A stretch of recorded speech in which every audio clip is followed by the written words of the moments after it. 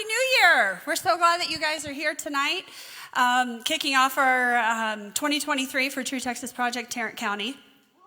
Yay! Awesome.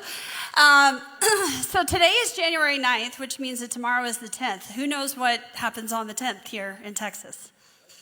Yes, the 88th session starts tomorrow. So I know we've got some people traveling down there and are going to be praying tomorrow at the Capitol.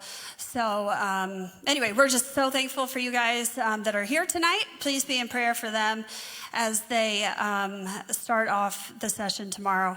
And we're going to go ahead and kick our meeting off with prayer, as is always the most important thing, especially for starting our new year, 2023. I'm going to ask Gabrielle to come and lead us in prayer.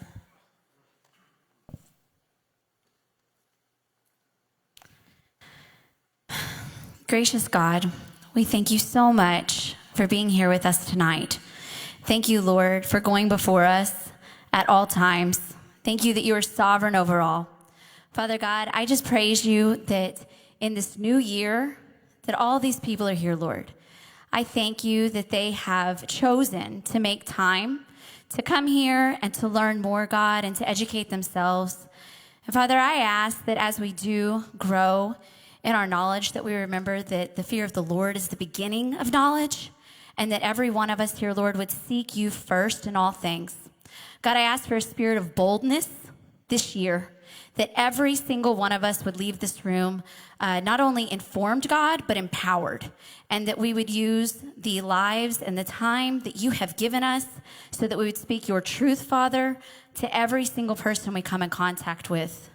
God, I ask that you would be glorified tomorrow and throughout this entire season, Lord, that your name would be lifted high and that every knee would bow and every tongue would confess that you alone are the Lord.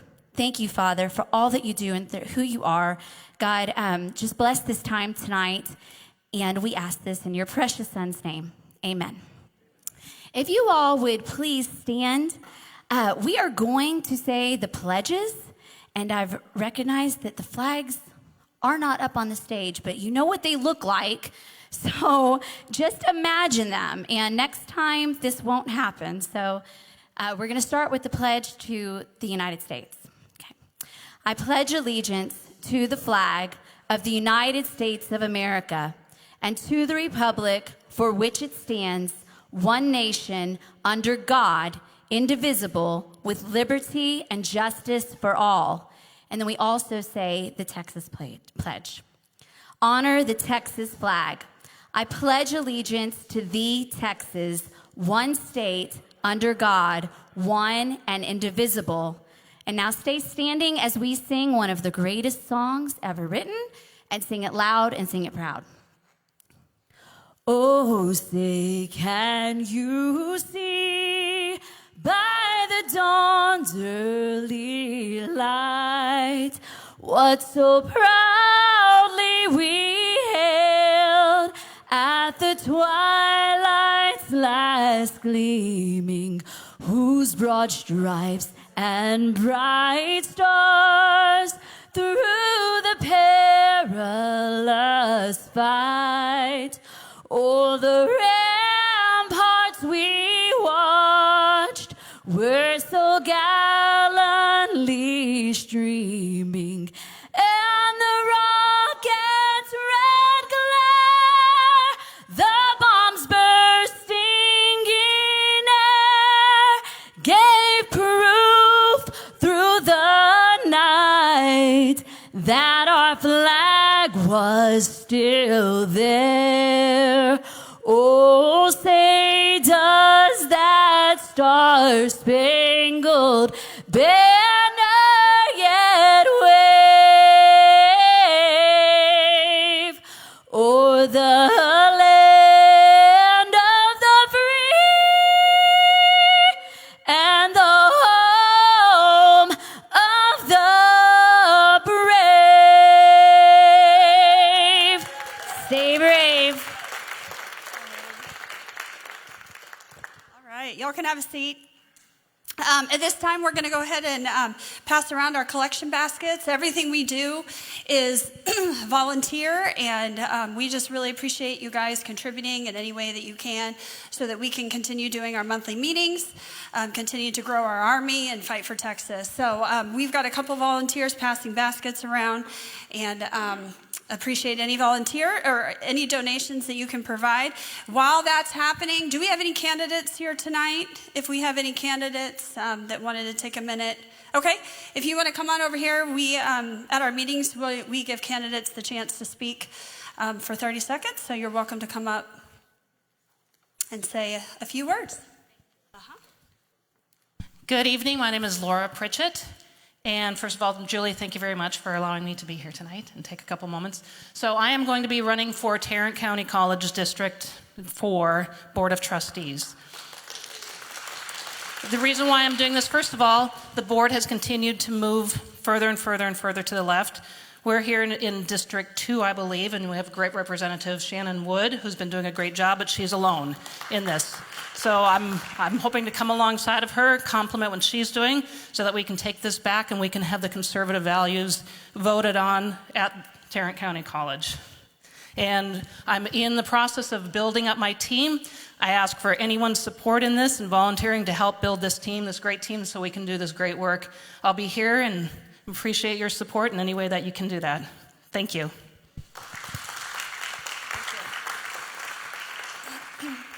All right. We're going to go ahead and play the announcement video, and then I'll say a few words after that. Thanks, Micah.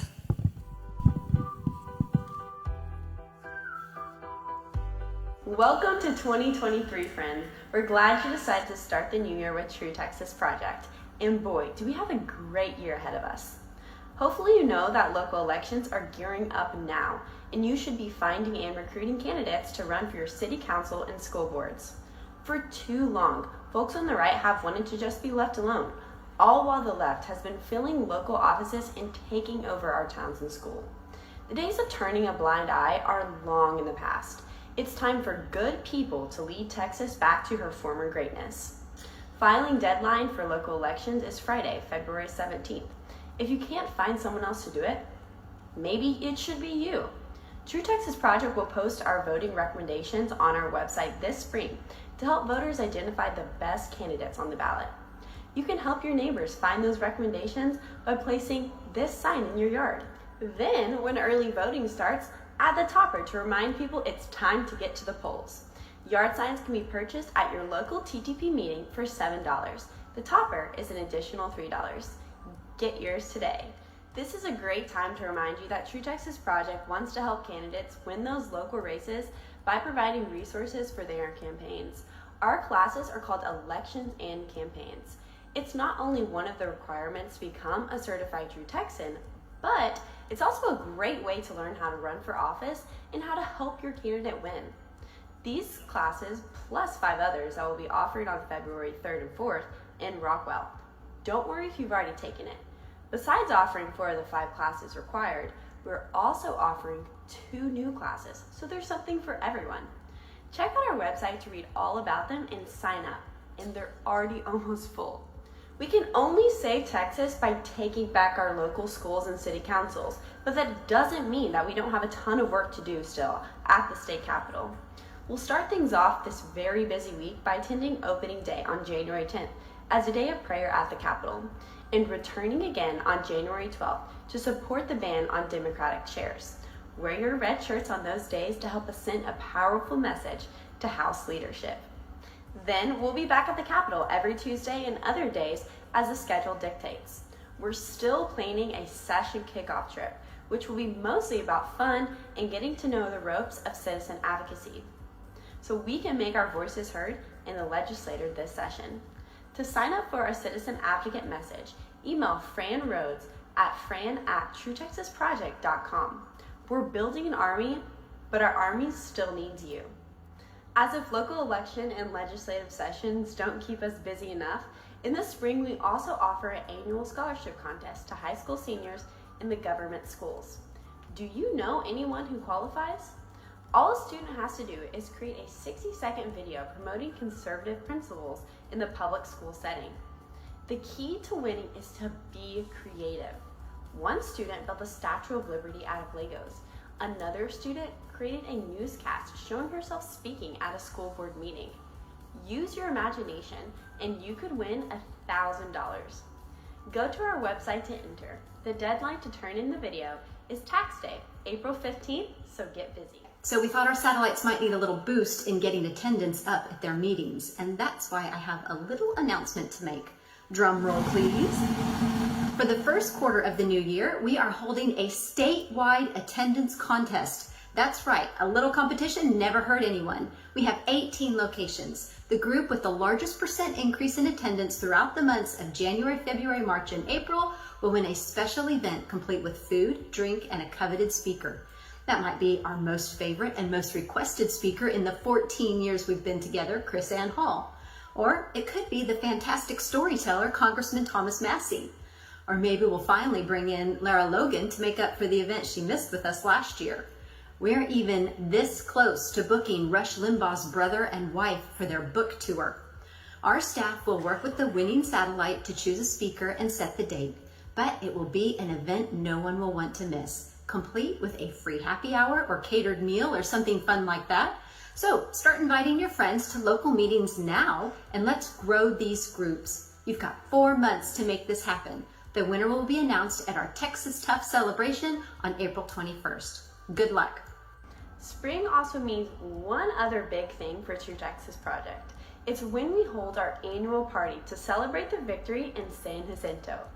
That's the day Texians finally booted old Santa Ana out of town and won their independence from Mexico.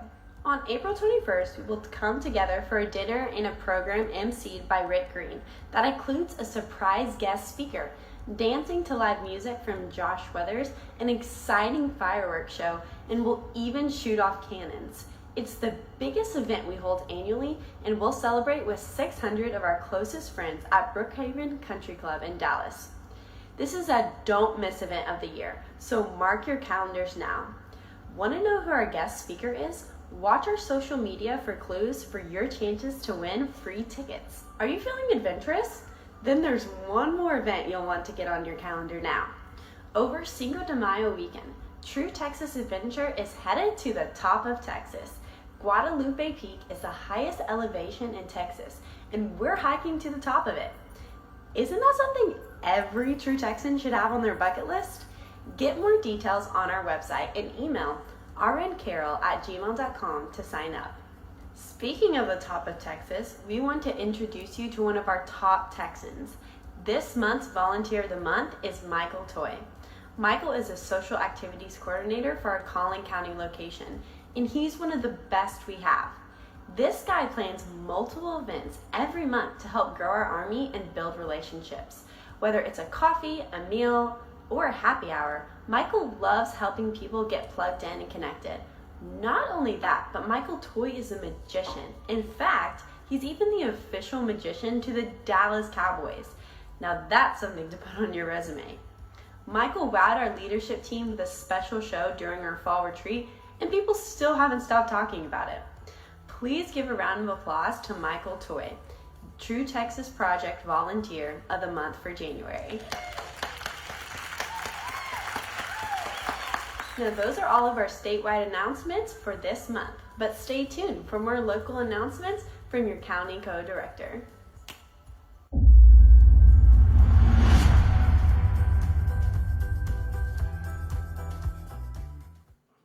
All right, so there's a lot going on, right? I wanted to ask you guys, who likes to win? All right, so I think we can win, right? I think Tarrant County can win this competition. So what that means is we all have to do something, okay? So all of our dates for the upcoming months are posted online. I don't have the February one in my head right now, but make sure that you're inviting people, messaging, texting, whatever you can do to get people to come. We have some awesome speakers coming up. I just checked the other day, and I think Tarrant can totally win this thing. Don't tell anybody else. Okay, so it's going to take everybody's help and participation, and I just want to see this room filled out. I'm really excited about the potential of winning. So I like to win. Okay, so a couple of just local announcements. Not only is there a lot going on kind of statewide, but we also have a lot here in Tarrant County. So if you're wondering, hey, the world's gone crazy and where are all the patriots? I want to get together with people and build new relationships. These are your events, okay? So I'm going to go ahead and list a couple. We also have them online. And while I'm doing that, I'm going to ask our leadership team to make their way to the stage here, and then I'm going to announce them to you in a minute. So tomorrow is prayer at the Capitol. Some of you might be heading down there tomorrow.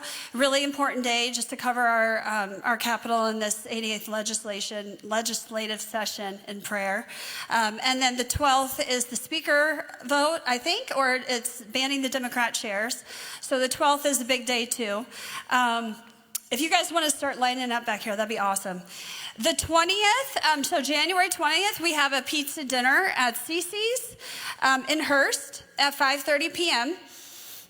So that's really fun, just kind of a laid-back time to get together with everybody. And then, of course, on the 21st, it's a Saturday morning at 10. There's so much fun, these coffee meetups.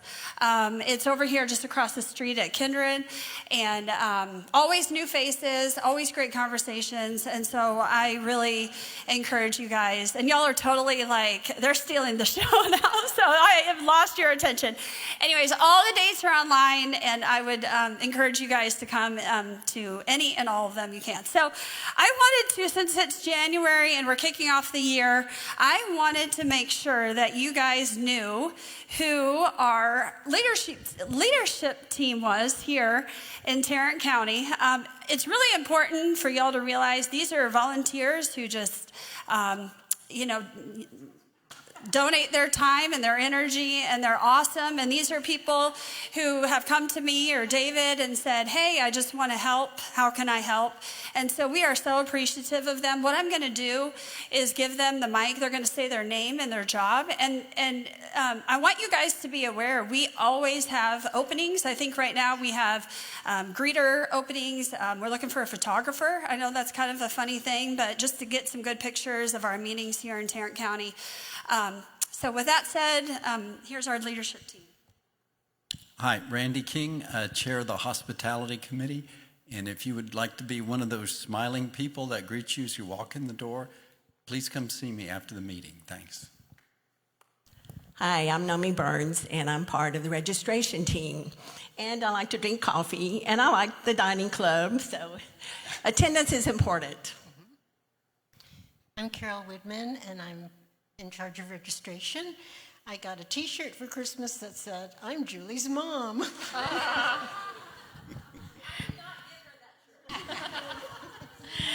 I'm Linda Gardner, in charge of merchandise, so come buy something after this.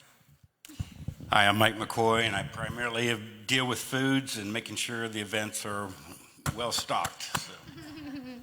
I'm Gabrielle Fratantoni, and I am the prayer and pledge leader. And I just want to make a side note. Hillary and our homeschool moms, actually so is Julie. So those are our kiddos over there, and they come to every meeting. So just as a conservative patriot mom, I just want to encourage all y'all that your kids should come, and don't let that be a hindrance. And also, if it is a hindrance, we now have a child care volunteer who's going to start next month. So come on and bring all your friends. I'm Annette Presley. I'm the timekeeper, so I make sure y'all get your beauty sleep. I'm Lori Boyder, and I am the VIP greeter. I clap so that way you'll clap when I say who I am. I'm Carla Gonzalez, and I also do the food coordination and making sure that all of y'all are fed and contented by the time you get to the meeting. My name is David Lowe, and I'm one of the co-directors here.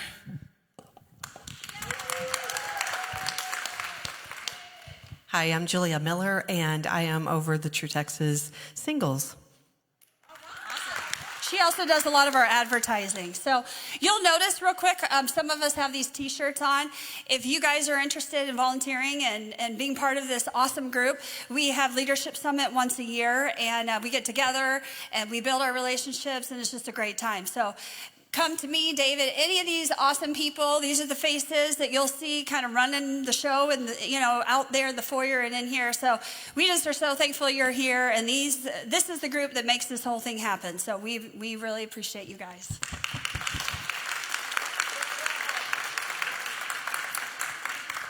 All right, so I'm going to go ahead and introduce Julie McCarty, our CEO. She's got a few things to say to us. Thank you. You guys have no idea how I'm just like bursting with pride. So every time I get on the stage here in Tarrant County, I tell you the very same thing, that this is the best group we have. You guys, I have a whole bunch of announcements I'm supposed to share. I'm literally going to all 18 locations in the next 3 or 4 months because their leadership teams are not communicating things like they're supposed to, and people are missing details, and we're like, oh, we have an attendance contest going on, and they're like, I never even heard of it, right? So my job is to go and make sure they know what's happening. And pretty much everything in my slideshow, you guys already know. So we're going to zip through it really quick. Tips and tricks. Go ahead to the next slide, please. Okay, I just love this. This is the easy part. Americans willing to cross a frozen river to kill you in your sleep on Christmas. Totally not kidding. We've done it, right? Probably everybody in this room has that kind of feisty spirit that we're ready to go out and kill people, right? And I just mean that figuratively, almost. But that's the easy part, right? Because we get excited, and it's easy to get that fervor and that group spirit. Go to the next slide, please. But then we have to do work. We're not really going to go out and kill everybody. We've got to kill legislation. We've got to kill bad policy at the city councils and the school boards, right? So we have something called a citizen advocate program. How many people are aware of our citizen advocate program? Okay. When I'm done, all of you will have your hands up. This is the meat and potatoes of how we are effective as a political organization. If you email Fran, I think it's on there, email Fran at truetexasproject.com to sign up. But this is where you get your marching orders. This is where she will send an email that says, hey, we need you to call such and such chair of a committee and tell him this is what you want, right? And if you can do it, you do it. If you can't do it, you delete the email and you wait for her to send another one. But you will only get those emails if you sign up, okay? That's the Citizen Advocate Program. Go to the next slide, please. Even better, you can become a certified True Texan. How many people in here are certified True Texans or have at least started on that path? Okay, that's an embarrassment. Other counties are beating you on that, okay? We have 5 classes that are required for you to be certified as a True Texan. We want it to mean something when you say, I'm with True Texas Project. There's 5 classes. They're amazing classes. The feedback we get is just phenomenal. So go to the next slide, please. January 14th, one of the training classes is happening in the Woodlands. If you can get down there, that's the 4-hour Citizen Advocate training class. That's one of the 5. But all the others except, I'm getting ahead of myself. In February and March, you can see we're going to be in Rockwall and then down in the RGV sector. Those will offer 4 of those 5 classes. The only one we don't offer is the one we offer every September, and it's Constitution training because that's Constitution month, so we just focus on that in that month. So you can get 4 of your 5 certification classes in Rockwall, which is coming up very quickly and selling out. It's free, but you have to sign up, and that's filling up very quickly. And then we have 2 new classes. So if you've already been to these classes and you're like, I don't need to go back, I've already done it, we've got amazing classes. One is on what does a post-constitutional America look like and what do we do with that? Okay, that'll be a good class. And I can't remember what the other one is. Does anybody know what the other new one is? Oh, defeating the dirty books in your school libraries. Yeah, so that'll be good. Next slide, please. Okay, and as you guys all know, we are in the middle of an attendance contest. I spent like an hour playing with graphics to make that little cartoon, so please appreciate it. It's got my name on the name tag, right? Okay, so tonight, put on a smile, grab a friend, take a picture, put it on Facebook or whatever you do, Instagram and all those things that people do. Tag people. Everybody likes to be tagged. It's like your hometown newspaper, right? So draw their interest in, have smiling faces, talk about what you learned. It makes them want to come back. Invite friends and strangers to join you next month. And I mean that because I used to carry around it was Northeast Tarrant Tea Party, but a little flyer or a business card. And if I saw a bumper sticker on a car that I resonated with, I would just put my, come to a True Texas Project meeting on their windshield. Or if they were wearing a t-shirt at Walmart, I would just hand them one of my cards. So strangers are fine, bring them. And there are probably people in this room that you don't know. I would encourage you to introduce yourself because we all know the cheer song, right? What's the cheer song? We want to go where everybody knows your name, okay? I can't believe y'all didn't know that. That's a great song. So anyway, make sure the people that are here sitting by themselves or even just sitting with another person, make sure they feel welcome and know that we're building an army and we're glad they're part of it because we need every single person. Next slide, please. Okay, these are the numbers to beat. I don't know if you probably haven't seen these. I think only the directors have seen these. Tarrant County has an average from last quarter of 88 people at a meeting. The good news is that is really low for Tarrant County, okay? You guys have traditionally been 120, 130 was your average. So last quarter stank. You guys didn't show up. But that works to your advantage because now when you get those people that stopped coming, when you get them to come back, you really have a good shot at winning this contest. Next slide.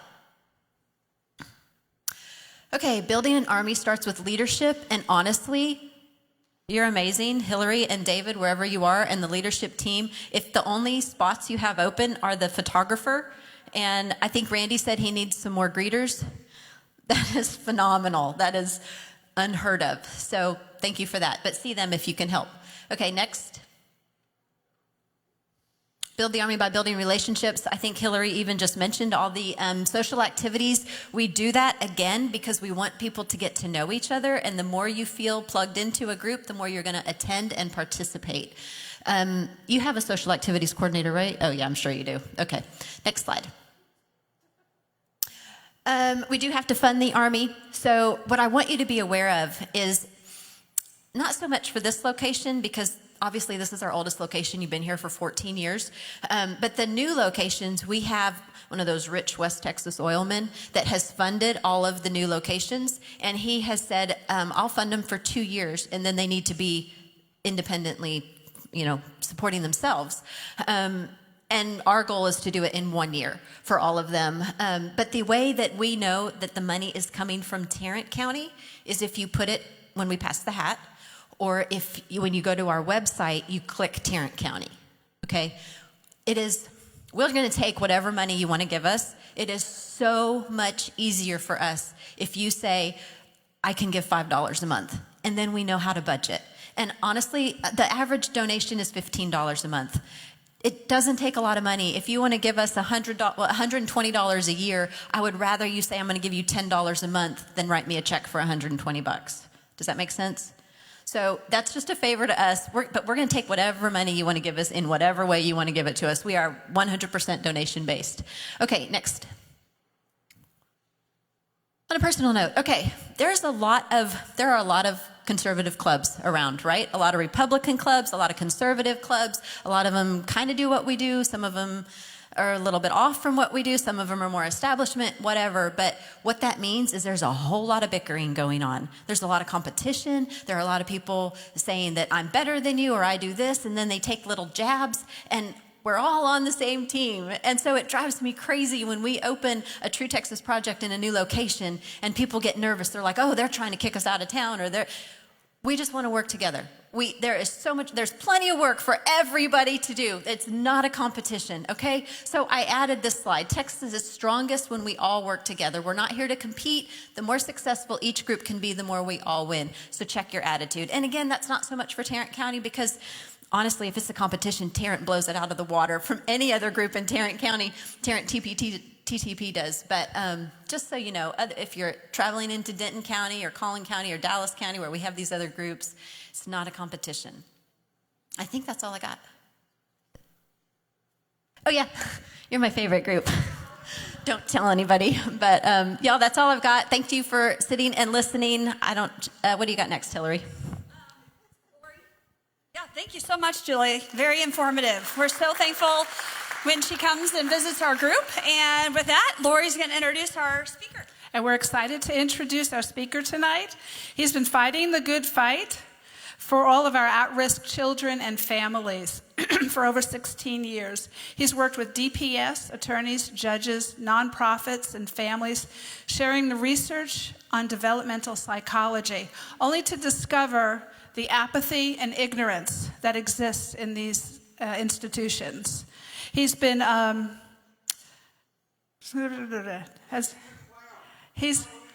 He's a great guy. Texas has utterly failed our children. I want to introduce tonight Brooks McKenzie, Dr. Brooks McKenzie. Woo. Yeah, hey, Brooks.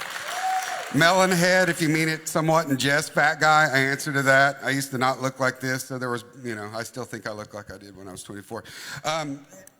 So I'm not big on the intros. I'm cool with, I don't even care, because I'm going to say the same stuff, right? I'm just going to repeat it. It's going to be the same stuff. So my name is Brooks McKenzie. I have a PhD. Ooh, I'm a doctor, right? I usually only pull that out when I'm at Walmart and I need to return stuff without a receipt because they're, ooh, doctor, I'm sorry. Yeah, 5 minutes ago you wouldn't have. I'm just an overeducated redneck. I'm not couth. I'm not politically correct. I live in Red River County, which is, if you know where Paris, Texas is, I'm 40 miles on the other side. I'm almost in Texarkana. We don't have a Walmart in our county. So this is dressed up for me. All right, so I'm just letting you know what you're getting. I'm also a late in life Christian, but I am a Christian. So I'm a little rough around the edges. You will see that. I will do everything I can to not be that rough, especially because we have some of our amazing young members in here. So I will not talk about certain things that I'll allude to. You'll know what I'm saying, okay? My PhD is in experimental and developmental psychology. What does that mean? Ooh, those are big words with lots of syllables. Experimental means I'm a researcher. I don't care how you feel. I'm not your therapist. We're not going to sit around and talk about how your wife treats you. I don't do that. I was a researcher. I was the assistant director of research at the TCU Institute of Child Development, now known as the Karen Purvis Institute of Child Development. It's a nationally renowned institute on child development. So developmental psychology, that's the second part. Developmental psychology covers the time from the egg is inseminated by the sperm to the day you die. So it's pretty much your whole life. How you develop mentally, physically, socially, emotionally, across the board, every single thing that there is. My specialty is a thing called attachment. Some people think that's something you do with glue. That's a different area.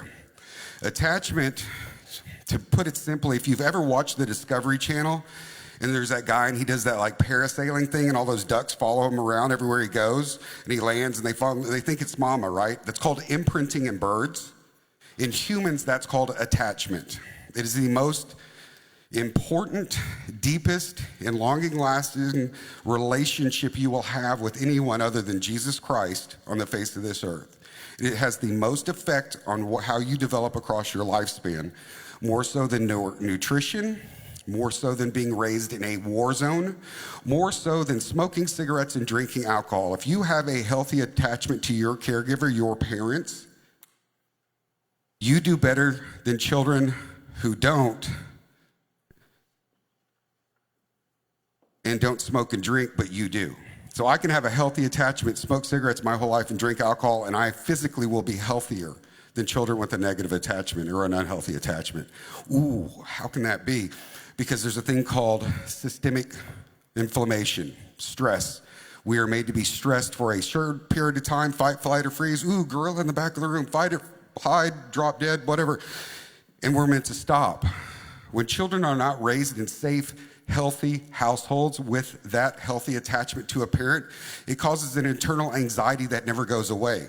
And our brains get much, much better at doing what we do over and over and over again, whether it's shooting baskets, driving home from work, whatever it is, we get to where we don't have to think about it. It becomes a subconscious process. And if I don't have that healthy relationship with my parent, I'm always under stress. And my brain gets better at stress. And it reinforces it. And it reinforces it. And when I hit my late 40s and 50s and 60s, I am 6 times more likely to have an autoimmune disease. I'm much more likely to have problems with drugs, alcohol addiction.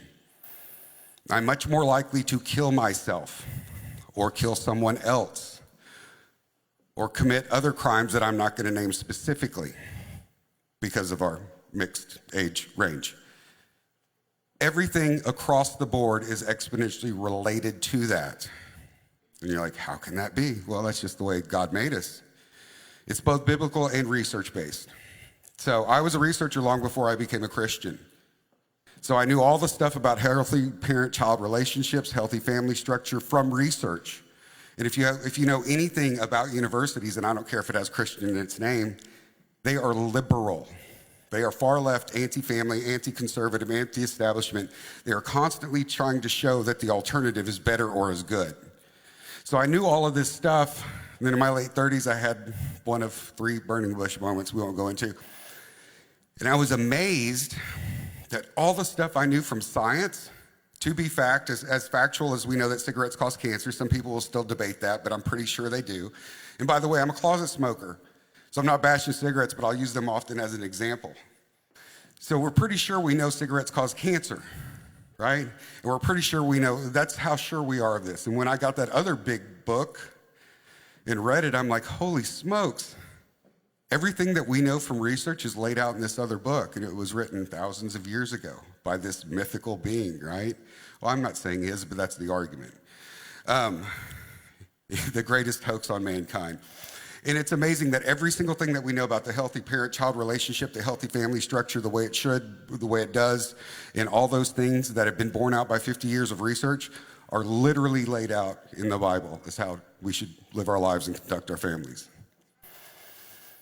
So, now that I've got your attention, we're about to go down a dark path. First slide, please. If it's not working, we're cool, because I can roll like that. All right, so that's me. Next slide, please. That's my intro slide. It's beautiful. You see, I don't really use slides much, so I'm not very good at it. So here's my question. Can you be a Christian conservative or just a conservative and be any of those things? Are you sure? Is there anybody that disagrees with me? Because there might be. All right, we're going to come back to this question. Next slide, please. I already talked about the attachment. We know that healthy attachment, that parent-child relationship, because I take that and I take that into every relationship I have with every single person on the face of this earth for the rest of my life. Whether it's the lady at Walmart I'm checking out with, my attachment pattern affects how I treat her. Oh, thank you, man. No, it's okay. You give me the wrong change. That's all right. We're cool. It's good. Or, were you trying to steal from me? Can't you get this right? It affects everything. It affects who I pick for a spouse. It affects how I raise my children. It's transgenerational. So how I'm raised and that attachment pattern I get, whether healthy or unhealthy, I will transmit that to my child because I got that pattern from my parent. The parent always drives the relationship. And so these are just some of the things. Every developmental domain. Children who have unhealthy attachments develop less physically. They're not as tall. Their head circumference isn't as big. They're much more prone to allergies, digestive problems, on and on and on. So it's my physical health, my mental health, my everything across the board. Next slide, please. I pledge allegiance. Oh, I'm sorry. I told you I don't use slides much. I mean, I'm like, what am I supposed to talk about? So attachment disruption, what is that? That's when I break that attachment, I damage it, I mess with it. So, because you're like, I'm 19, 20, so you recently became an adult. So, when you were young, if I were to come in and snatch you and take you away from your parents and just put you with a random family, if there wasn't a really good reason for that, like, I don't know, abuse, neglect, they passed away, if I just did that and stuck you somewhere else, that would destroy you as a child. It would devastate you because your entire world has just been turned upside down. And for those of you who have children, if I were to just come take them and reassign them to someone else, what do you think would happen to them? It would devastate you, but it's much more devastating to them and will affect them their entire. We would think that's just a horrendous thing, right? Well, let's just do a shuffle and mix kids up and send them to different families. All right, we know that that's a bad idea. We know that's horrible. We also know the effects of fatherlessness. Anybody need a primer on that? 90% of all runaways, fatherless homes. 70% of unwed teen mothers, fatherless homes. 70 to 80% of all drug and alcohol abuse and addiction in teens, fatherless homes. 70 to 80% of adult prisoner males, fatherless homes. 60% of all words of men typically who do something to a woman and they don't approve of it from fatherless homes.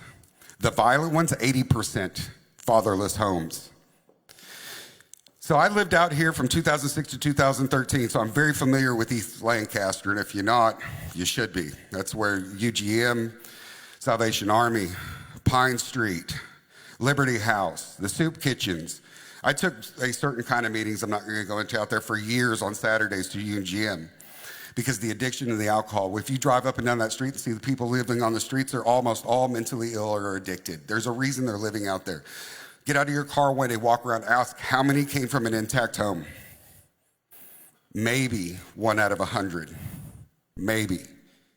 So if you want to see what happens to people who come out of fatherless homes, drive down the streets, go to the prisons, go to the cemeteries. If you want to keep your girl out of a certain industry, make sure she has a father in her life. So we know those stats, and those aren't new. Those have been around for decades. They're recognized by the CDC, the Health and Human Services, both at the state and national level. Every research organization in the world has found this across every society over and over. So we know that, right? Fatherlessness. And then we decry it on the back end. Oh, God, we've got to do something, Eddie Brown. What can we do to fix this? You know what we do? We throw money at it. Hey, let's start a new program. And a lot of these places that line up to get that grant money and to feed that machine are the same places that have church names in their, you know, Lutheran Social Services, Union Gospel Mission. Well, we're just here trying to help. On the back end, you're actually monetizing a problem. Next slide, please. So, oh, look at that. I already covered some of that. So, what is probably the greatest promoter of fatherlessness in the state of Texas? The greatest cause of children being raised without a father. And again, I'm both a researcher and a Christian, but funnily, they coordinate. So God had a structure for the family. Correct me if I'm wrong. I think he said, you don't really need a dad. He doesn't matter. You can just kick him to the side and just run, everything will run fine. No? Well, what did God say about the father of the family? Oh, the leader. Oh, snap. Oh, God dang. Told you I wasn't a Christian very long. So if I want to take out an army, take out society, take out my enemy, do I kill the foot soldier or do I go after the leader and cut the head off? We as society have systematically denigrated the father. We have systematically, from everything from sitcoms, it's always the dumb father and the brilliant mother, you know, Roseanne, whatever it is, right? And we've done it. Hey, you know, some of y'all are old enough. Bring home the bacon, fry it up in a pan. Remember those commercials? What was that saying? That was saying you don't need to stay home and take care of your family. You can do everything he can. And what do we hear every day? Women and men are the same. They are not. I cannot have babies. I don't lactate. You know, there are so many things I can't do. Our brains are the same structurally, but functionally they are different. They respond differently to certain neurochemicals. You have a much greater empathy center. We have a bigger aggression center. Go figure. We were built equal, but for different purposes. And we have systematically removed the father across the board. I mean, other than your odd Will Smith movie with his kid living in a subway, pretty much everything else, you don't need a dad. You don't need it. You hear it all day long. We've got this crazy, anyway. Next slide, please. But the greatest promoter, oh my gosh, look, there it is. The greatest promoter of fatherlessness in the state of Texas is our court system. is no-fault divorce, is our judges, our family law attorneys, our complicit shill rhino legislators, and every other person who has profited and made money off of this. Well, how? They're not making money. They're just doing their job. I'm about to go down a deep rabbit hole with y'all. So prior to 1970, back then Reagan was governor of California. He instituted no-fault divorce. He was sold this idea that if you do this, oh my God, there's so many abused women, and they're all trapped in marriages, and we've got to give them a way out. So if we do no-fault divorce, they don't have to prove anything, and they can be free. And he was like, oh, well, I didn't know that. That's horrible. Let's get these women out of those horrible places. Lawyers were selling them this idea. But anyway, so they instituted no-fault divorce, and it swept the nation. Prior to 1971, the intact marriage rate, the two-parent household for the African-American community was 74 to 76%. It is now inverted to 24%. And the greatest problem, and finally many African-American community leaders, the ones who aren't trying to still shill and make money off of it, Jesse Jackson, Al Sharpton, and some others, recognize the problem. They have a fatherless crisis in their society, and that's why their men are dying, joining gangs, selling drugs, ending up in prison. And it is directly correlated to no-fault divorce and some of the social service programs. If you have a family who's homeless, and you're like, dude, we got East Lancaster with all those places down there, right? All the Union Gospels, all the these and that. Funding is almost always exclusively for mothers and children, and if there is a father there, you can't get into a homeless shelter. Although back in 18, I think they started building a family shelter at Union Gospel Mission. But almost every other social service program is if my house burns down and we're homeless, the only way my family can get in is if I'm not with them. You're taking the leader out. All of our programs are designed that way. If there is a man, you will not get it. I'm not saying we should support everybody and their mother, but there are times when people need support. Why did we set up a system that removes the most important, from a leadership role, person from that family? All right, so we rolled out no-fault divorce, and it's not just the African-American community anymore. It has swept our nation. So the estimate divorce rate, depending on whose research you look at, is about 54% for first-time marriages. It's over 70% for second-time marriages. They claim the divorce rate in Christian marriages is just as high as everybody else, but I also have a problem with research because sometimes it's just done sloppily, and how do you define Christian? I know many people who tell me that Jesus Christ wasn't an actual person. He was just a really good fairy tale and identify as Christians, and I'm kind of like, that's kind of like something you have to buy into. No, don't tell me what I need to believe. Oh, Jesus Christ, okay, yeah. So we have that thing. So a lot of research is just sloppy, but we know the divorce across the board.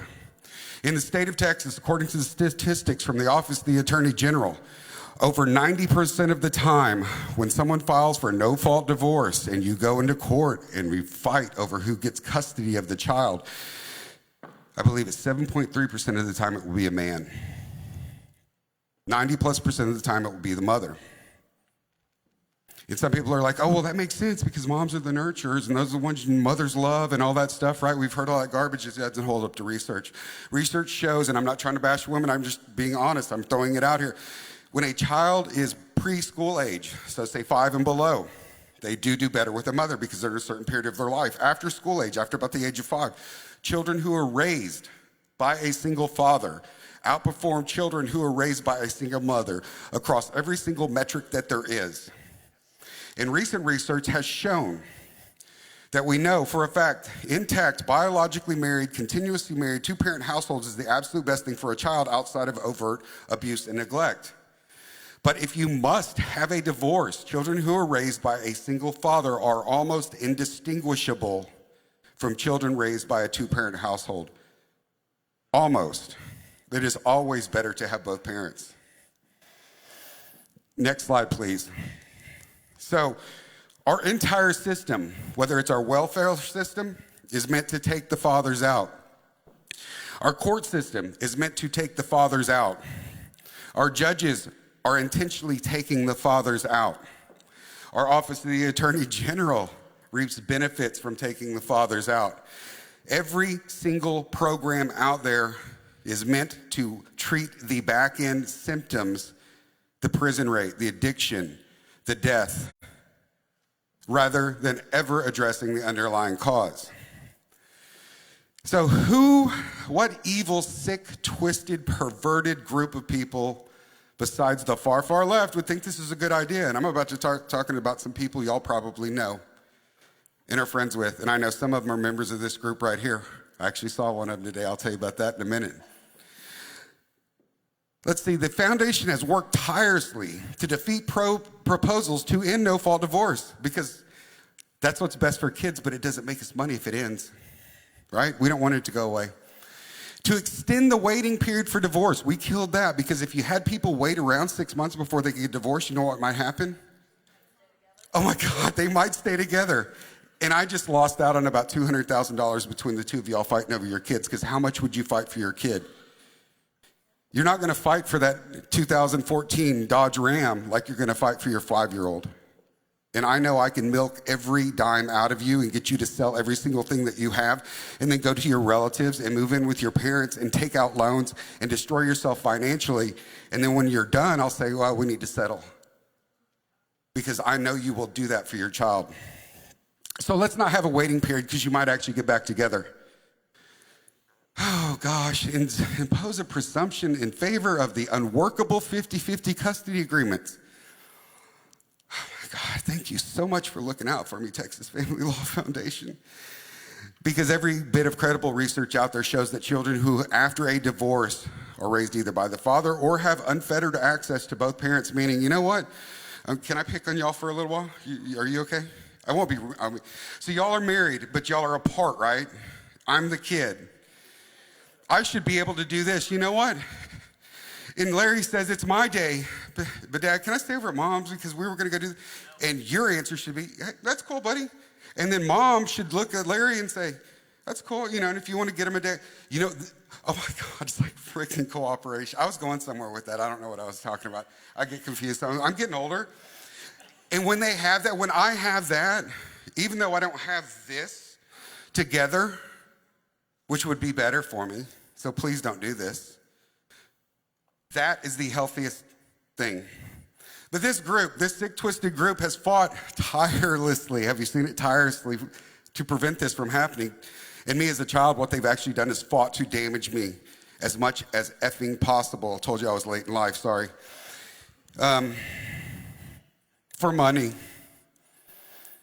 For money. Next slide, please. So this is the Texas Family Law Foundation. They are the lobbying arm of the State Bar of Texas when it comes to family law.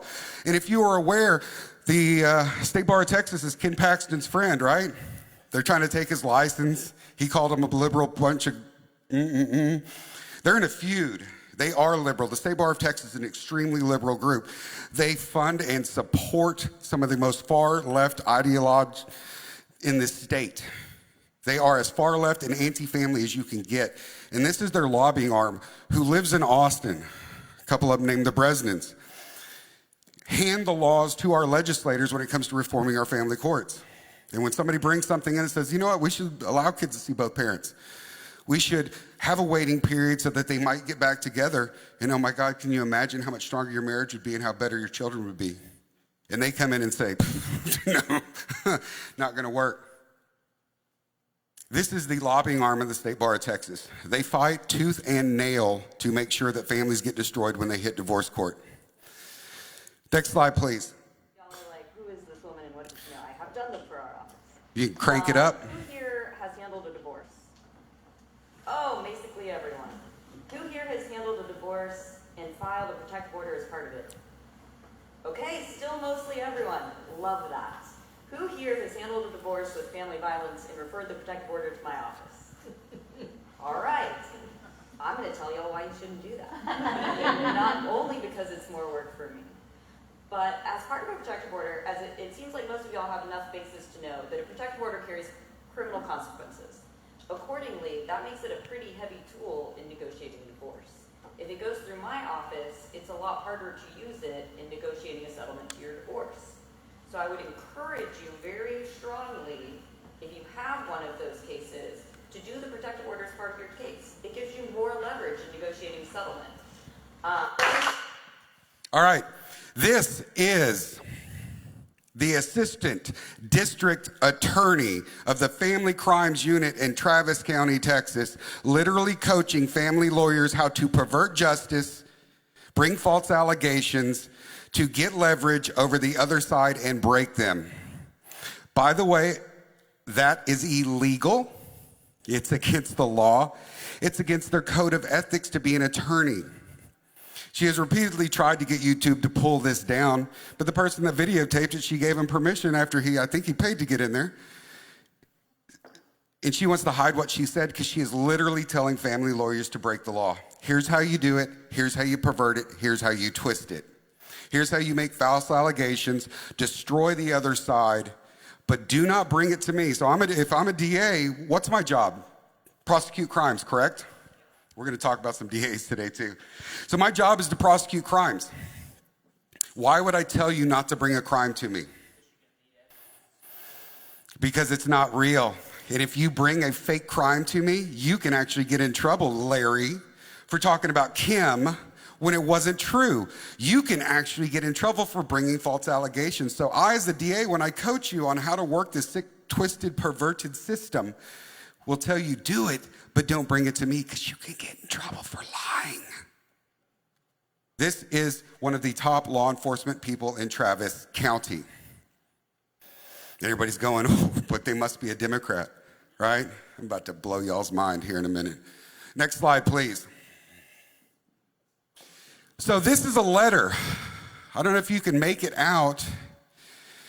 Tarrant County Sheriff's Department. God, but Brooks, my eyes are old. That is so big, I can't read that. And it is dated, oh my gosh, January 4th. This is literally, people send me stuff all the time that public officials probably wish to God they had never sent me. So this is from Tarrant County. Let's blow that up. Next slide, please. Aggravated perjury is a felony, remember that. On December 16th, blah, blah, blah, you stuff. Okay, I spoke to the highlighted part, Tarrant County DA's office regarding your issue, and they advised they would only accept or open investigation into your claim of perjury at the request of the presiding judge. This didn't occur, so we ain't gonna do nothing. And actually, the man's complaint was not about perjury, which is a misdemeanor charge. It's about aggravated perjury, which is a felony, and by law, all law enforcement officials in the state of Texas must take a felony report. So this person took his report, called the DA's office and said, I've got like 7 felonies listed here, but they all revolve around family court actors and attorneys and judges. And the DA, your current, well, I don't know, let's see, who was in office on the state? Anyway, said, I'm not gonna prosecute felonies. January 6th, 4th or 6th? Yeah. So December 16th was when it filed. He got this letter on January 6th, 4th. So anyway, the district attorney is saying, I will not prosecute your felony unless the judge who was in there okays me to do it. Oh, by the way, they're not a criminal court judge. They're a family court judge, and they have no jurisdiction over crimes. You see, there's something weird going on. I get confused really easy, so I'll sometimes just talk and then stop. Who can investigate election fraud in the state of Texas now that the Second Court of Criminal Appeals kicked Paskin in the teeth and said he can't do it? It's only the district attorneys. The only person in a county, and it doesn't matter what evidence you have that can investigate election fraud, is the county district attorney. Do you think the county district attorney in Houston is investigating election fraud? Bexar County, Austin, Dallas. They're the only ones who can do it. In this case, the district attorney said, I'm going to make the judge the only one who can tell me to investigate something. So what happens, say let's pick on Harris County. I'm in Houston, I'm the DA. I'm on TV. I've got a ballot box. I'm filling them out. And I'm going, look, another fraudulent one. And literally, I'm filling them out, dumping them in there. Who's going to prosecute me? Exactly, because no one can prosecute me. But here's the cool thing. Who's going to discipline me? Absolutely no one. Because you know who oversees the district attorneys? State Bar of Texas. And is the State Bar of Texas a law enforcement agency? No. If you call the State Bar of Texas and say, I have a crime that a lawyer committed, he'll say, call the sheriff's department. And when you call the sheriff's department and say, I want to report a crime, they'll say, call the State Bar. So Paxton, I spoke with him in Mineola at an event. He was there with the illustrious Hefner. I'm kidding, that's sarcasm in my voice. But he pointed it out. He said, basically, the DAs have become the most powerful political group in the state of Texas. They have zero oversight. There is none. They can do anything they want. And if they choose not to investigate or prosecute election integrity, there's nothing you can do. Well, let's call the Texas Rangers. Let's get them in, right? You know, Texas Rangers. A local DA can shut down a Texas Ranger investigation and tell them to turn around and go home. They have to have the DA's permission because the DA has jurisdiction. And so if they came in and found all kinds of stuff, who are they going to turn it over to? The DA who just said, I'm not going to prosecute it, go away. So when you have a local official being investigated by the Texas Rangers, I think last year they had over 600 cases. They only investigated, I think it was in the double digits. And then action was only taken in about 6% of them because the local officials, well, do they know each other? Do they hang out? Do they have dinner? Do they go to each other's fundraisers? Do they all show up in rooms like this and smile at y'all and tell you they're Christian conservatives? Yeah. We have a system, it's called self-governance. So we have the State Bar of Texas, which oversees attorneys and does absolutely nothing to discipline them. And if you have any attorney friends, they're going to tell you, oh no, not all of them. There's some good ones, and I might actually name them. So, oh no, it's okay. No, it's complicated. Whenever a politician or someone tells you their area is complicated, they're either lying to you or they don't want you to know. Stephen Hawking was a theoretical physicist. He was a brilliant man. He didn't believe in God, so I have that to disagree with him with. But as far as physics goes, he was probably one of the preeminent people, and that man could condense an idea down into 15 minutes and you would get it. So any attorney tells you it's complicated is lying to your face because they don't want to give you the answer. The same with a judge, a DA, or anyone else. When you ask them a point-blank question, they will wiggle. Well, you know, every case is different. Everything is different. Then why do y'all copy and paste stuff and forget to replace people's names and it has somebody else's name in the filing? If they're all different, they're not. So district attorneys are off the hook, and apparently you've got one here in Tarrant County that refuses to even look at felonies. Because, huh? Oh, did you say that name out loud? Because I didn't. Yeah, ask them. Actually, if you want, I know the person whose letter this is in this room. They'll probably give you a copy. So next time you run across them, you could say, tell me, Phil, why do we not care about felonies happening in our courtrooms? Can you explain to me why we wouldn't investigate this? See what he says. It's complicated. Yes, sir. Yeah. There you go. So, whenever they tell you, I told you this might be the last time I ever speak for True Texas. I'm supposed to be in Rockwall tomorrow night. They may be looking for somebody on the street corner with a sign, we'll work for food. Hey, we got a job for you, buddy. So, because everybody, next slide, please. Everybody's always saying, but not ours. It's those damn Democrats. Anybody know who Jeff Younger is? So, if I wasn't using him for a prop, I'd call him on the phone right now. Put him on speaker. But y'all probably heard him talk. Jeff's a lot smarter than I am. He uses big words that I don't understand. I really do get them. I'm just look stupid. But I see conservatives, quote, all over the place bashing this man for what's about to happen to his child. This is one of those things I'm not going to go into because of our mixed audience. But we all know what's about to happen. They've moved to California already. California passed a law that the state of California can take possession of your child if the state deems that they need to be transgendered, even if both parents object. Because I'm the state and I know better, because you're just an ignorant hoi polloi, that's one of those big words, person. It's already enacted. I read the Supreme Court decision the day it came out. He sent it to all of us. And basically, it says, we dare them. They won't do this, because we'll go after them in federal court. By the time this case would go through federal court, that child would be an adult. and this horrible thing would have happened, and his life would be destroyed if he had not committed that other word I'm not going to say out loud. Everyone knows it. And on this one, the Office of the Attorney General actually got it right. Ken Paxton said, admitted an opinion and said, you've got to stop this horrendous thing.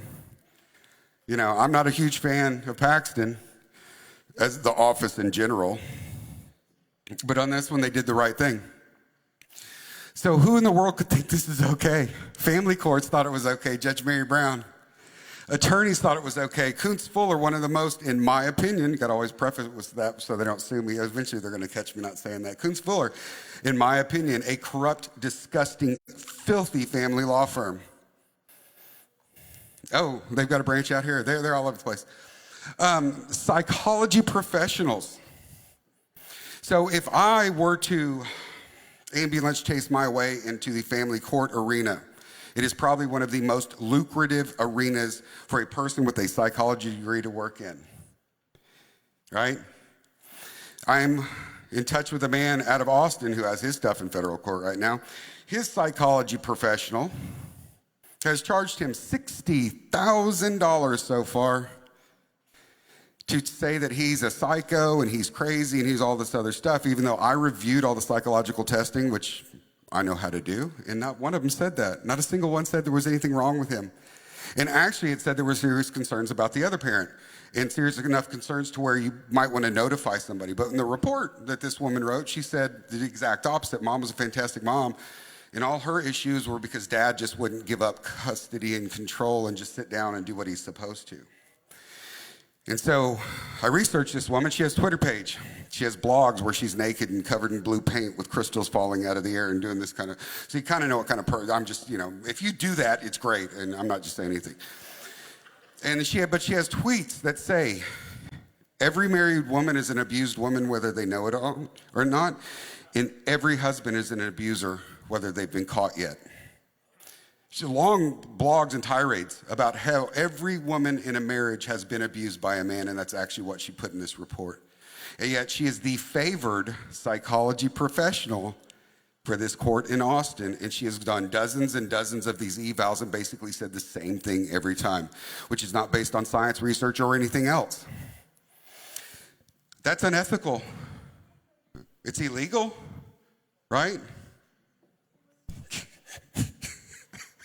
Guess what? Psychology people who are licensed have also.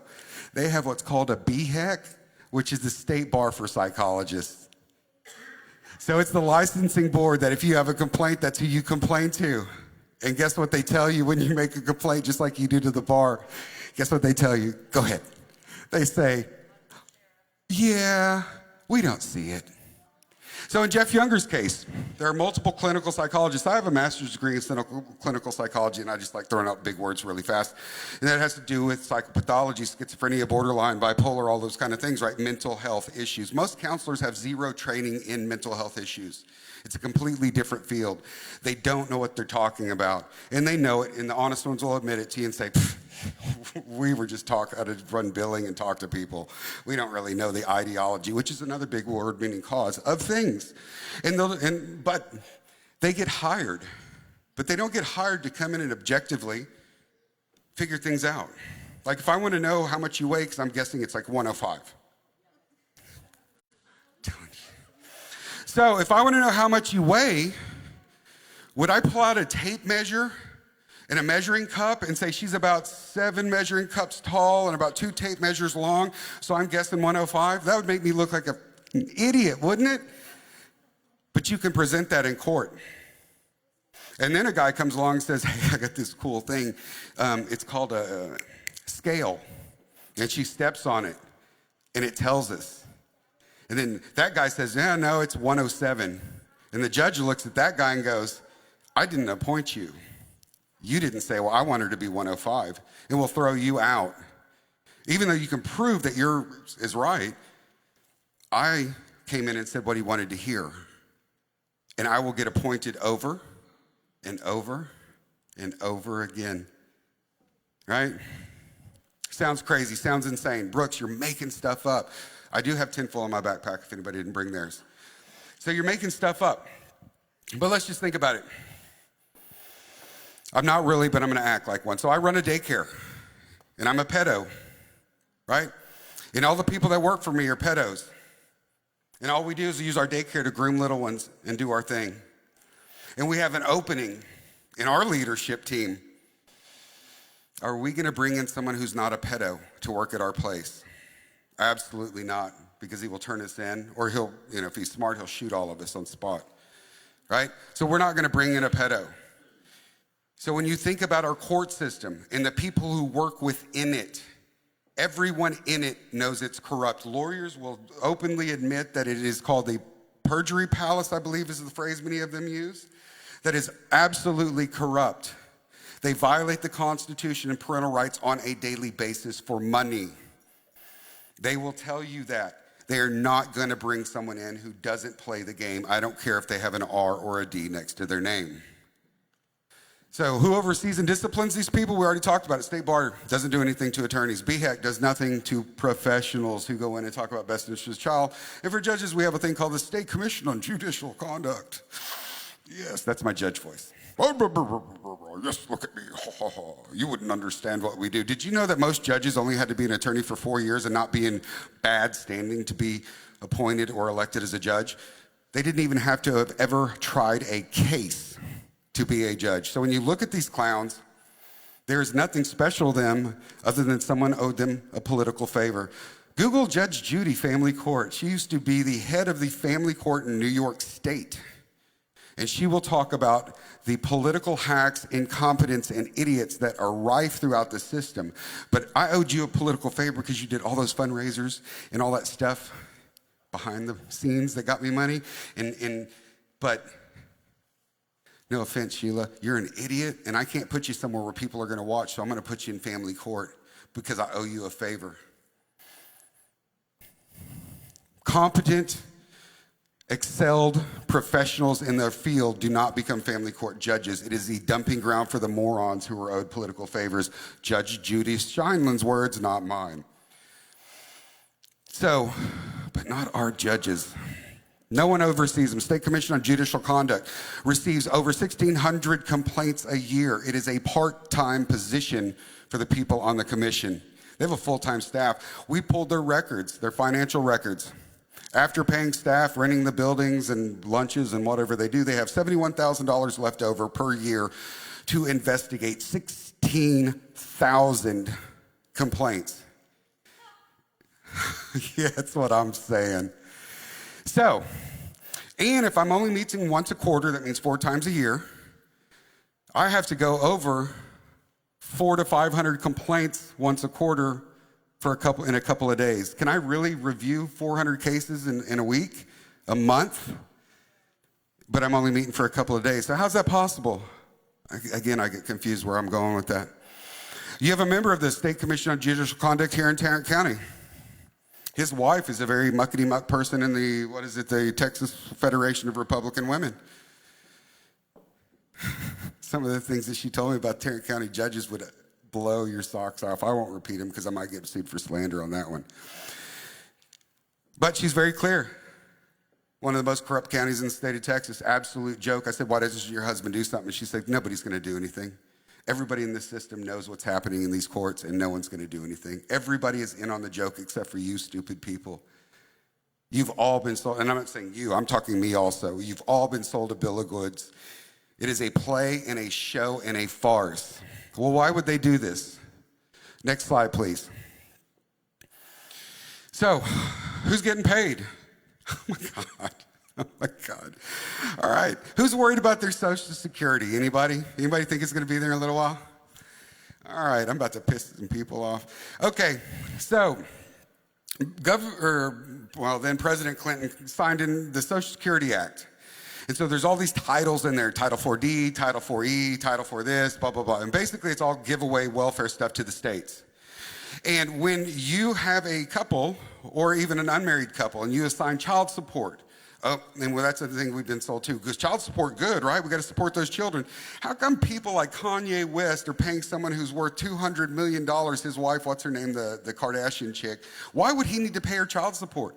Is it like they can't afford Happy Meals? I mean, literally, why would he have, can they not survive on $200 million? Well, the answer is that in a state, when you award child support, every dollar that I spend to get scumbag deadbeat dad Larry here to pay his child support, the federal government gives me 66 cents back on the dollar. And what does it mean to enforce that? Sending out a letter, making a phone call. I can call it enforcement when I go to work and park in the parking lot because I had to get there to enforce it, right? Saying, you know how that fuzzy math they do, right?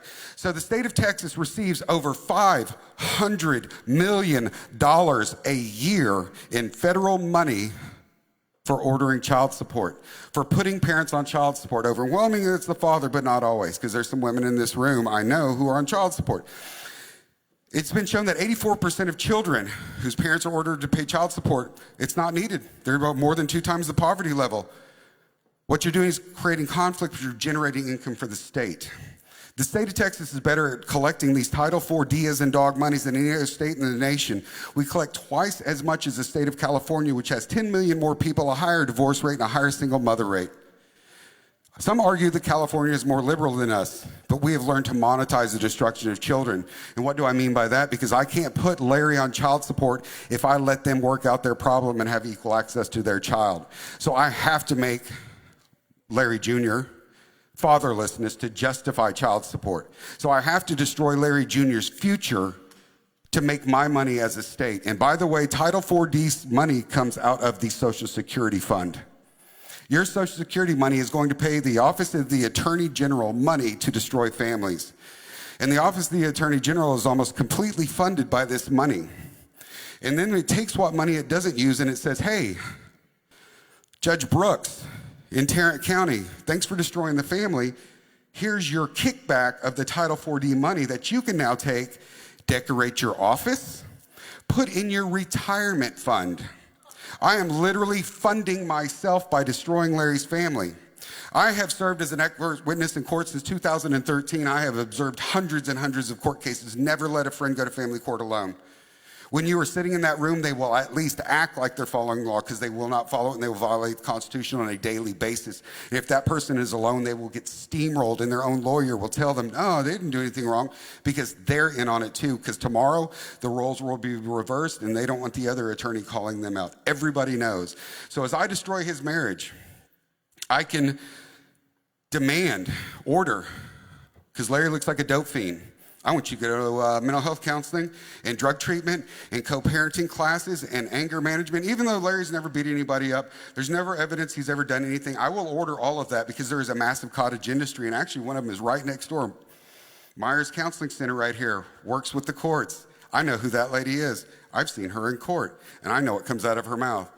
There's a cottage industry, and if I latch into it, remember how much I could get paid if they would just let me do those child custody evals? Imagine when 80% of my business is given from the courts. I don't have to look for business, it comes to me. I've never once seen a judge say, you know what, Kim? You're right, Larry looks like a piece of trash, and I'm so sorry, but that's what you picked. And God said death do his part. So what I want y'all to do is go see your pastor or a counselor for 6 months. And if Clown Boy can't get his act together, come back. And if you still want to go through with this, then we can discuss it. Not once have I ever seen that, and they have the absolute ability to do it. Not once have I ever seen them try to save a family, because they're there for the best interest of a child, but the best interest of a child is I confuse myself. Anyway, so in the best interest of the child, I'm going to do everything I can to destroy it because it makes me money and it pays my salary, my retirement fund, puts my kid through law school, because he's going to take over my family law firm. So next slide, please. So yeah, in the state of Texas, it's estimated family court attorneys make more as a single group than every other attorney combined. Every other attorney in the state of Texas put into one group doesn't make as much as family law attorneys. Anyway, our law literally states, if you read the very bottom, the red on the bottom, it is ordered that the presiding judge maximize the amount of federal funds available under Title IV-D. Our legislator enacted legislation to demand they destroy families for money. That is literally what that says. They are ordered to maximize it, and the only way for me to maximize it between these two is to remove him, less than 10% of the time you, 90% of the time you were gone, and we have a fatherless child, and we wonder why we have shootings in our schools and they want to take our guns. And we wonder why they want to expand mental health care in our schools when we send them broken children. We wonder why we have porn in schools. When I was a kid, the liberals would have beat the people to death with a bat. They would have been offended. But we have normalized sin to an extent that it is unbelievable. And we sit back and go, how can we get there? How did we get there? These broken-ass children from the 70s are sitting on school boards.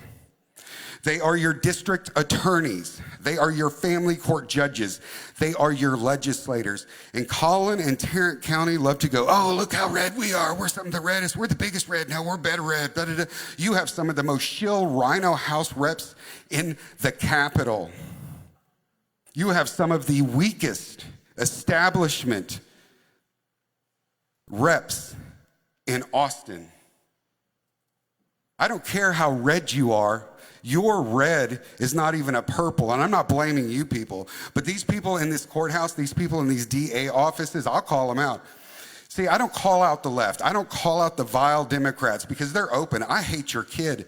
I want to castrate him. I hate your kid. I want them to be a drag queen. I hate your kid. I want them on psych meds the rest of their life. I hate your kid. They're open. They don't hide it. Your Republicans who profit off this immensely. Oh, I'm a Christian conservative. Oh my God, let's get down here and pray. Let's talk about family and God and da-da-da-da-da.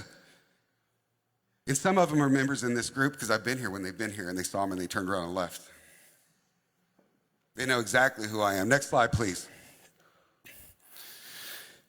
This is just a graphic showing that we take more money in these Title IV federal Social Security monies, twice as much as any other state in the nation. We have maximized the destruction of your children. So if you don't care about children, maybe you care about Social Security. Next slide, please. We already talked about Jeff and James.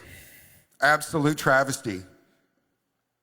Did any of your legislators from up here jump on a bus, sign a petition, and hand deliver it to anybody? Did any of your family court judges stand up and talk about what an abomination this is? Why not? They're Christian conservatives. As far as I know, I'm a simple man, I'm stupid. But I was taught it was God, my family, then everything else, which includes my job and everything else. That if I honor God, the rest will fall in line. Now, I'm never to put anything above that relationship with God. So none of your family court judges signed a thing opposing it? How many of them have gone down and testified for family court reform? Man, I'm just confused. Next slide, please. All right, here's my girl. This is my girl. If you'll just hit play on this, we'll talk about it. And I know we're running up on time. Sir, what county do you live in? All right, I'll be back.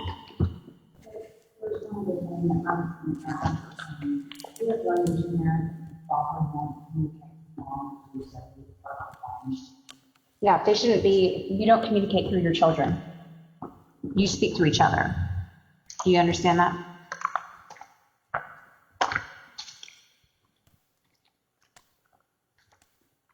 Neither one of y'all.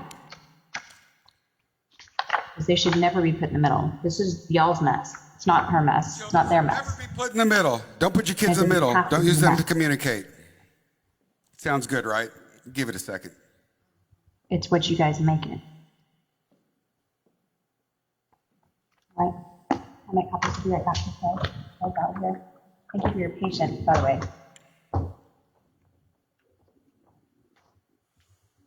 She left her camera running after the hearing and didn't realize it.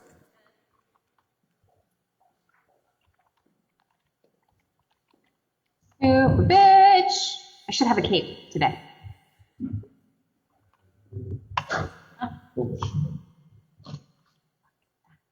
But look, I didn't say that. But it is bullshit. I didn't say fuck. No. I said bullshit. No. It is bullshit. Oh, I would. I made him cry. I did. I thought I made him cry. So they're mocking the dad who they thought they made cry because she told him she was going to take his kids away. Oh. Because that's funny. He's communicating with me through email. I need Max's hat, please.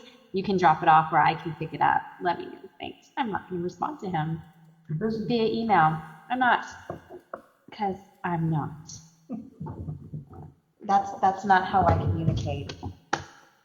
He can go buy another fucking pot, and he better not go in my house. If he goes in my house, I will call the police, and we will charge him with trespassing. You can go ahead and stop that. All right, so this is a judge. This is an associate court judge who just presided over a case and just reamed the parents for not cooperating and communicating. And she just received an email from her husband, by the way, who she divorced. All right? And he's saying, I need to come over and pick up Max's hat. And she just said, I don't communicate that way. I'm not responding. Screw him. And if he shows up at my house, I'm going to have him locked up. These are people who are presiding over court cases. This is the associate judge for the 233rd District Court in Tarrant County. Her name is Kate Stone.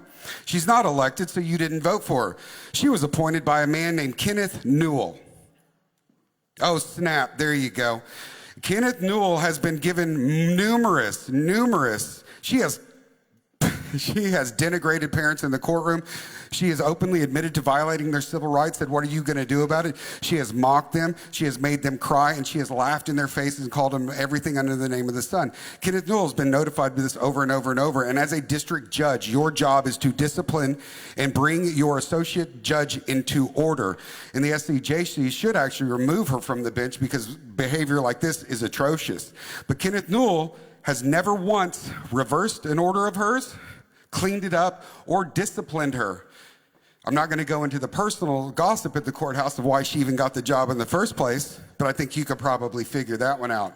But Kenneth Newell has repeatedly, and I was actually at the courthouse today, I showed up here at 1:30 today to watch a recusal hearing of Kenneth Newell by a person in his courtroom. And I watched him sit in there and allow two attorneys to steamroll this woman who can't afford an attorney, insult her, mock her, and violate the Texas Family Code, all while reading out of saying he's following it, and then lied to her about what the law said. I just look like an ignorant redneck. I actually got dressed up when I came here. You have a judge out here, Palos, who claims to be a conservative Republican, who is directly responsible for the death of a young child. The parent came up and said, they are going to kill my child if you don't do something. Here's the evidence. She refused to look. The child was dead. The parent came back to court and said, I'd like you to apologize. She wouldn't even look at him. This happens on a daily basis in the Tarrant County family courts, Collin County, all across our state, because the system is not broken. It is not a broken system. It is working exactly as it was designed to and intended to by the people within the system. It maximizes the monetary benefit for every single person associated with it, and it does everything it can to destroy your children. That is the purpose of it. We live in a red state, but we are not conservative, and we do not put our children above anything. We couldn't end gender modification last session if you had paid everybody, because they're getting more money from the other side. And so when you talk to your judges, your DAs, and all these people, ask them the questions. When are you going to go lobby for change? They'll say it's inappropriate. But Judge Judith Wells showed up last session down there to lobby against family court reform. So they can lobby for you, but they'll tell you they can't.